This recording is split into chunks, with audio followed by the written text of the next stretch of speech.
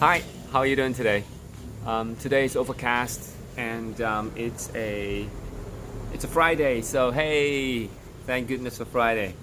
So today I want to talk about the question is, do you want to know how to find your blind spots? Do you want to know how to find blind spots or your blind spots? And so um, some people would say yeah, some people would say no. So, but the question is, what are blind spots? All right, I guess blind spots are things where, like for example, when you're driving, and then you want to change lanes, and you probably want to take a look or look at the mirror, and because sometimes even the mirror doesn't show certain blind spots, right? So there may be a car there or motorbike there, so you got to be careful, right? So that's a blind spot. But I guess what people think about blind spots are things that we don't know, isn't it? Things that we don't know, like sometimes the reason we can't do something is because there is a blind spot that we haven't addressed yet, so a lot of times, for example, if you want to lose weight, there may be a blind spot because you might think that the corn, jagung, is a vegetable, but it's not, isn't it? So it's like considered under carbohydrates. So that's a blind spot. So you keep eating it, you're thinking it's a vegetable, but it's a carbohydrate. So but again, corn is healthy too. So that's a blind spot. And of course, in personal development, we have certain blind spots ourselves, right? And so you might want to achieve a certain goal, but the blind spot is that you maybe are trying too many things, and because you're trying too many things, you're not doing one thing consistently. So that could be a blind spot. Blind spot could be really anything. It could be an attitude, it could be a perception, it could be a belief, it could be an action that you do, or it could be an action you don't do, or a belief you don't have, or a mindset that is a mindset block. You just haven't thought about it yet. A blind spot could be something you don't see. It's not apparent to you. It's like, I'm doing it, Willing. I'm taking action, but how come I'm not getting the results? So there's something that you are not doing, or you don't know you're doing, or you don't know you should be doing, or you don't know that you have done it, that is, not giving you the results you have. So the challenge about blind spots is, how do you know if you don't know, isn't it? So there's a saying where, you don't know what you don't know, which is true, right? And blind spots are stuff that you don't know that you don't know. So if you don't know what you don't know, then how are you going to find out your blind spot? So blind spots are typically a bit challenging to identify because you don't know what you don't know, and that's why one of the most important ways to find your blind spots is through feedback. Getting somebody to tell you, getting somebody to make you aware about it. And that could be many ways. It could be sometimes it could come to you like you're watching a movie and suddenly it hits you. Oh, I didn't know that. So it could come from a movie. It could come from a song. Or it could come from seeing other people doing something. Oh, I never did that. I didn't realize that. So that becomes a blind spot.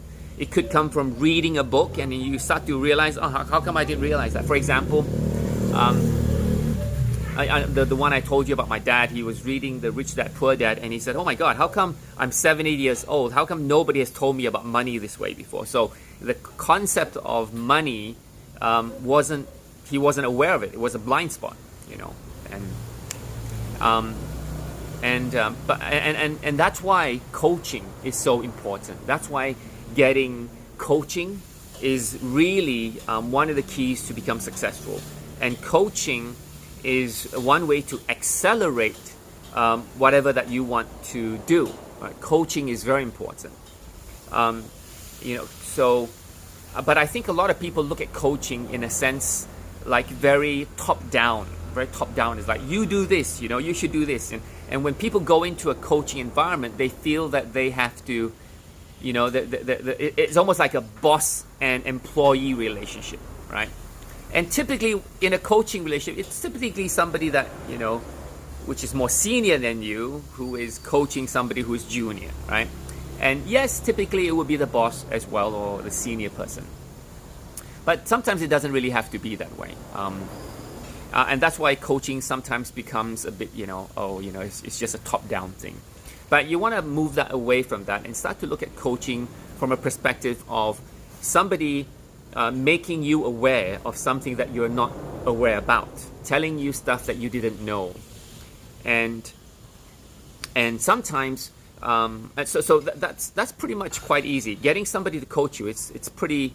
You can find people to coach you. You can find a good friend. You can find somebody who's doing what you want to do and doing it very well. That person can coach you. Okay, and typically coaching doesn't mean that the person has all the answers. It's not like, I've been doing coaching before. I've coached people to play golf, but do I play golf? I don't. And you could. Of course, if you knew the topic, it'd be better, but you could. And coaching allows, if I'm being coached, allows me to, question the things I do. So my coach would kind of question, not question as in, why are you so stupid you do that? No, coaching would be, well, why did you make that decision? And how did you come about that decision? Did you know what you just said? This is what you did. Coaching is more like a mirror.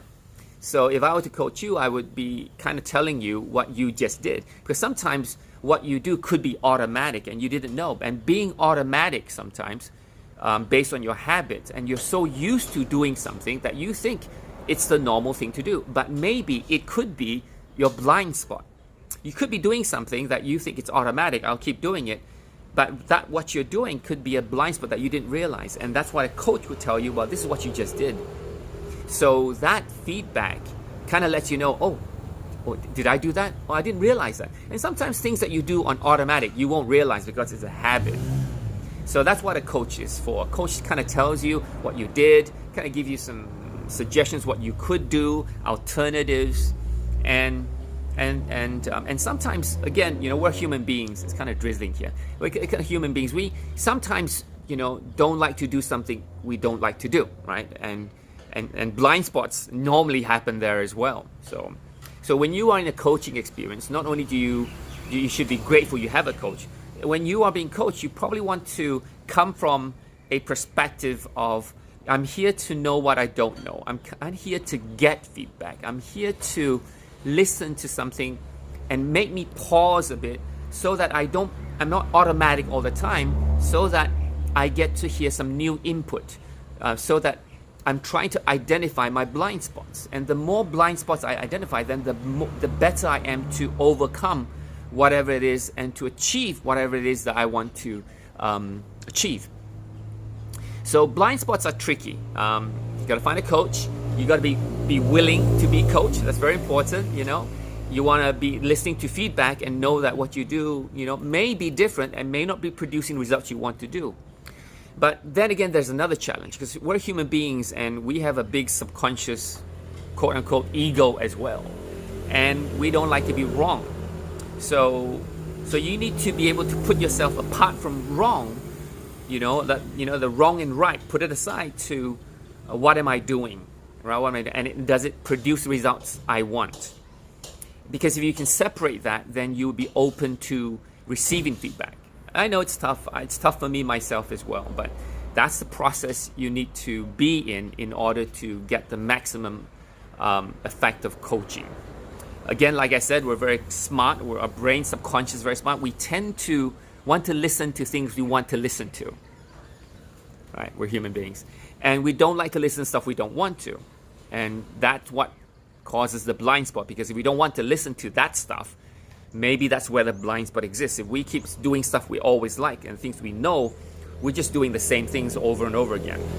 So coaching helps us see things we don't want to see, but we have to kind of challenge ourselves to go and see that area, because it's tough. Nobody likes to do that, you know, and it's like almost as if, you know, it's like you get slapped and say, oh, you know, how come I didn't know that? And that's why we gotta kind of come from zero, you know, and you just need to know that your coach is not here to be right. Your coach is here to help you, support you to get to where you want to be.